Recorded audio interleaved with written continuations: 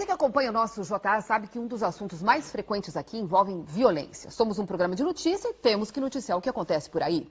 E a realidade é que em alguns bairros da capital, tiroteios, chacinas, mortes viraram rotina. O que não se tinha ideia era o impacto disso nos moradores dessas áreas. Pois agora, um estudo feito por pesquisadores do Instituto do Cérebro mostra que a violência está afetando o cérebro, sobretudo de crianças e adolescentes. Quem nos explica isso é o professor da Escola de Ciências da Saúde da PUC e pesquisador do Instituto do Cérebro, Augusto Buchweitz. Boa tarde, bem-vindo ao nosso programa. Boa tarde. Bom, professor, vocês fizeram, através das escolas, aí uma seleção de crianças justamente dessas áreas mais violentas e elas passaram por uma série de exames de imagem, de coleta de material biológico, foi isso? Exato, nós trabalhamos nas escolas, onde elas responderam questionários, né, sobre o tipo de violência que elas estão expostas, e depois algumas delas foram também ao Instituto do Cérebro fazer exames de imagem e uma coleta de uma amostra de cabelo, que o cabelo, ele nos dá uma ideia do quanto de estresse a gente está exposto nos últimos meses. Os hormônios, a expressão do cortisol. Então nós medimos essas diferentes variáveis para investigar o efeito da violência na cognição dessas crianças. E que resultados encontraram?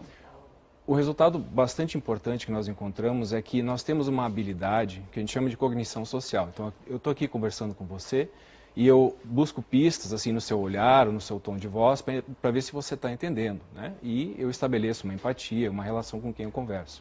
Então, existe uma rede no nosso cérebro que faz isso e faz constantemente. Então, nós mostramos para essas crianças, dentro da ressonância, rostos de pessoas, e elas tinham que decidir se elas estavam felizes, estavam alegres, tinham que, de certa forma, entender a emoção daquela pessoa. E justamente as crianças mais expostas à violência mostravam uma desativação ou não ativação das regiões do cérebro que precisavam estar ligadas, quando elas olham para um rosto e tentam decidir. Elas não sabem definir. A questão que a gente imagina é que assim, elas estão expostas a muita violência e grande parte dessa violência vem de expressões faciais. Então pode ser que elas estão com um mecanismo de defesa que está dizendo assim, olha, chega, né? Eu não consigo mais olhar para tanta expressão facial. E que consequências isso pode ter? Quer dizer, pode refletir isso na vida social, na vida familiar dessas crianças? Pode sim. Veja que elas erraram, quando nós mostrávamos o rosto, nós perguntávamos que tipo de emoção era. O índice de acerto foi muito baixo. E a literatura mostra que esse tipo de funcionamento atípico do cérebro pode indicar risco para depressão e outros transtornos psiquiátricos na vida adulta. Né? Nós não sabemos se realmente vai evoluir para isso, nós fizemos um estudo desse momento, mas a literatura mostra que todo o que a gente encontrou faz parte de sinais de risco para depressão e outros transtornos psiquiátricos. E o medo que essas pessoas sentem nessas áreas, o estresse, isso também já está gravado no cérebro dessas pessoas? Sim, tudo funciona de maneira concatenada e conjunta. Então, existe um centro do medo no cérebro que a gente chama que é a amígdala. E que nós observamos nesse estudo é que justamente também as crianças mais expostas à violência, quando elas tinham que olhar para uma face, para um rosto e decidir a emoção dessa pessoa, o centro do medo era justamente aquele que ativava mais e comandava o resto do cérebro, e o resto do cérebro social caía.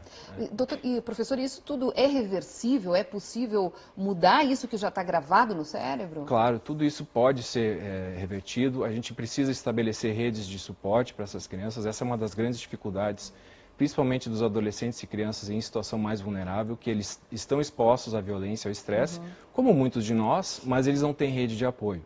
Então o que a gente precisa nessas horas é mais ciência e menos opinião. Veja que a saúde, né, e a segurança cada vez mais trabalham com inteligência e com ciência. A educação também precisa começar a ver essas questões pelo ponto de vista da ciência. E a ideia então agora é levar adiante, que esse estudo aí sirva realmente de apoio para que se faça um trabalho psicológico, um trabalho com essas crianças. Exatamente. Ele foi uma parceria do Instituto do Cérebro e da PUC com o Banco Interamericano de Desenvolvimento, justamente porque o BID investe em políticas de educação e está querendo ter mais informações sobre os efeitos da violência.